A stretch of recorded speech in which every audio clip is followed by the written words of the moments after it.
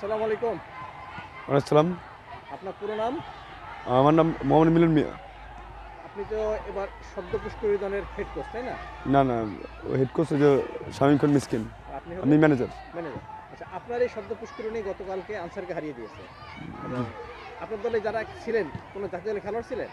না, জাতীয় দলের ছিল না, তবে ওই সাবেক ন্যাশনাল আন্ডার 17 প্লেয়ার ছিল সাবেক, রুমা আক্তার অতি, উইদাউট সব নতুন নতুন খেলোয়াড় আমাদের। এক কথায় তৃণমূলের প্রতিভাবান খেলোয়াড়কে নিয়ে তো আমরা, আপনি জানেন যে প্রতি বছরেই আমরা তৃণমূলের প্রতিভাবান খেলোয়াড় নিয়েই মানে শুরু করি, এবং মানে আমরা ন্যাশনাল টিম এবং বাংলাদেশের যে এজ ভিত্তিক টিম থেকে শুরু করে ন্যাশনাল টিমটা যেন ভালো হয়, স্ট্রং হয়, এর জন্যই আমরা কাজ করে থাকি। আচ্ছা, আপনার এখানে কতজন, আপনার একাডেমিতে কতজন খেলোয়াড় আছে? আমার একাডেমিতে এখন 30 থেকে 35 জন খেলোয়াড় নিয়মিত রেগুলার ট্রেনিং করে। শুধু আমার আঞ্চলিক এবং ওই অঞ্চলেরই মেয়ে না, আমরা যেহেতু সদ্য পুরস্কার এসেছি, বাংলা ওমেন্স ফুটবল লিগে বরাবরই অংশগ্রহণ করে আসছে, সেক্ষেত্রে আমরা সারা বাংলাদেশের খেলোয়াড়ই মানে ট্যালেন্ট হান্ট করে এবং করেই দীর্ঘমেয়াদী একটা ক্যাম্পের আয়োজন করি। সেক্ষেত্রে আপনি দেখবেন যে গতকালকের যে একটা ফেনীর মেয়ে, সে আমাদের একাডেমিতে ট্রেনিং করে বর্তমান, সেও কিন্তু দুর্দান্ত খেলেছেন। মানে এইভাবে আমাদের বিভিন্ন জায়গায় খেলোয়াড় আছে, রাজশাহীর আছে, কুড়িগ্রামের আছে, বিভিন্ন জায়গার খেলোয়াড় নিয়ে আমরা একটা দীর্ঘমেয়াদী ক্যাম্প করি। আপনাদের এই সদ্য পুষ্করণী এই ক্লাবটা কোন জায়গায়?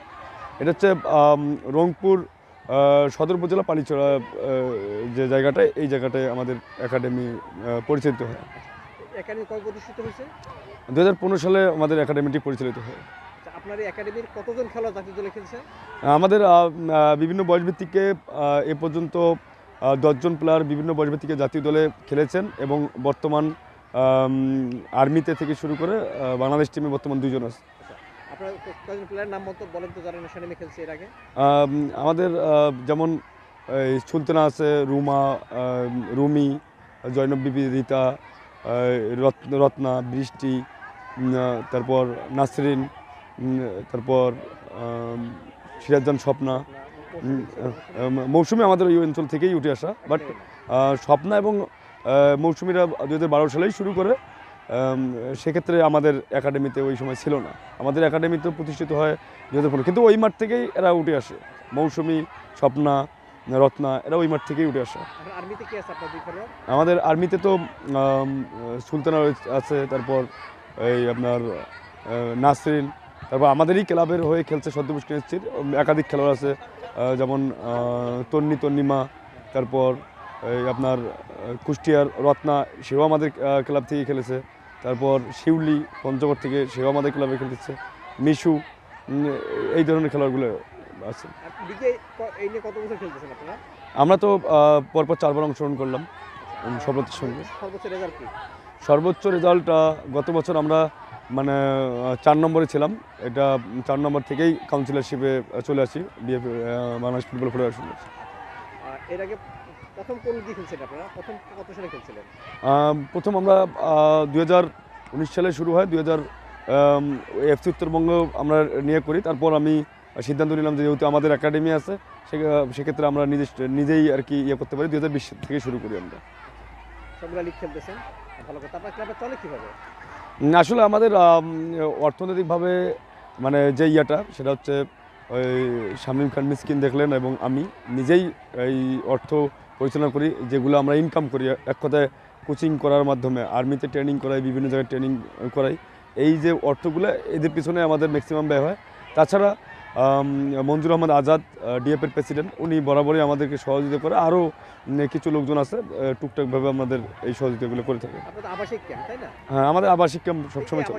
খাওয়া দাওয়ার খরচ অনেক টাকা ব্যাপার। এটা আসলে মানে আপনি কিছুদিন আগেই খেলার যোগে একটা নিউজ দেখেছেন যে আমি নিজেই জমি বর্গা বলেন এবং লিজ বলেন, এভাবে নিয়ে কিন্তু আমি চাষাবাদ করি, নিজেই চাষাবাদ করি, এবং নিজেই চাষাবাদ করে মেয়েদের যে ওখানে ধান আসে, সবজি আসে, এগুলা আমার বেগ পেতে হয় না, কারণ এগুলো এদের পিছনে আমার ব্যয় করি, এদের পিছনেই করি, এই জন্য আমার বেগ পেতে হয় না। আর যা বাড়ির থেকে, যেমন ওই যে ডিএপি প্রেসিডেন্টের কথা বললাম, আদার্স যেগুলো আসে, এগুলো আর কি অন্য অন্য এক্সপেন্সের পিছনে ব্যয় করি আমি। আচ্ছা, তো কি পরিমাণ জমি আপনার বর্গা নেন? সেটা হচ্ছে আপনার এটা হচ্ছে আমাদের এলাকায় যদি বলি ওই হিসাবেই বলি, 2.5-3 বিঘা আমি লিজ নেওয়া বা বর্গা নেওয়া আছে। এবার কি কি কি চাষ করেন? এখানে ধান চাষ হয়, তারপর বেগুন, যে সবজি, বিভিন্ন আইটেমের সবজিগুলো ওখানে চাষ হয়। তো কেমন কেমন লাভ হয়? এখানে লাভ আসলে আমি লাভের আশা করি না আসলে। মানে যেটা ওইটাতে খরচটা করেন, হ্যাঁ, লাভটা কেমন হয়? এটা আসলে মানে ওই যে বললাম যে মেয়েদের পিছনে আমার সম্পূর্ণটা ব্যয় হয়, এইভাবেই থাকে। এটা নিশ্চয়ই তো এই যে আপনারা খরচটা করেন, ভালো একটা উদ্যোগ নিচ্ছেন, এলাকাবাসী বা অন্য কোনো স্পন্সর পাওয়া যায় না টাকা সাহায্য করে? এলাকাবাসী বলতে এলাকাবাসী তো আমরা তো তৃণমূলে একদম একটা দুর্গম এলাকায় আমাদের একাডেমিটি পরিচালনা হয়, সেখানে অনেক দরিদ্র লোকজনই বসবাস করে।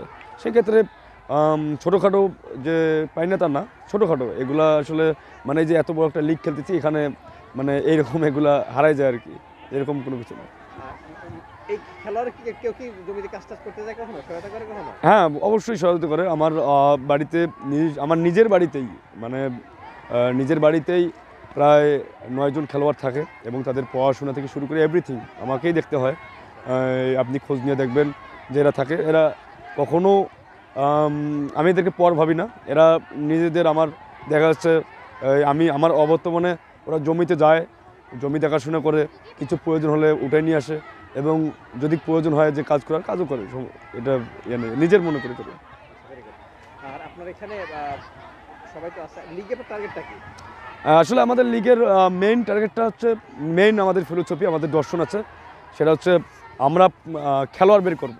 এটা হচ্ছে আমাদের মেইন টার্গেট। আজকে আমি ন্যাশনাল নিতে পারতাম, এরকম আমাকে অফারও করছিল 2-1 যে তুমি 2-1টা ন্যাশনাল নাও, আমরা এগুলো পেমেন্ট করবো। আমি বলছিলাম যে তাদেরকে এক কথা, যে আমি সারা বছর ট্রেনিং করালাম, ট্রেনিংয়ের আউটপুটটা কী? আমি আজকে সারা বছর ট্রেনিং করলাম, আমার তো পাইপলাইনটাকে মজবুত করতে হবে এবং একটা সময় আমাদের অনেক খেলোয়াড় ন্যাশনালে খেলতেছে, আর্মিতে যাচ্ছে, বিভিন্ন জায়গায় যাচ্ছে, তাহলে এই মেয়েগুলোকে তো ফোকাস করতে হবে।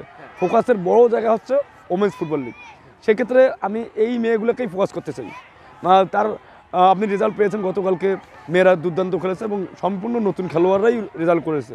এটা আমাদের জন্য বড় পাওয়া। আমরা ফিউচারে যেটা দেখতে চাই সেটা হচ্ছে, আমাদের ভিশনটা হচ্ছে লঙ্গার ভিশন, সেটা হচ্ছে কোনো একটা সময় এই একাডেমির খেলোয়াড়রা ন্যাশনাল এবং হাই পারফরমেন্স প্লেয়ারদের সাথে প্রতিদ্বন্দ্বিতা করবে। এটা দেখা যাচ্ছে।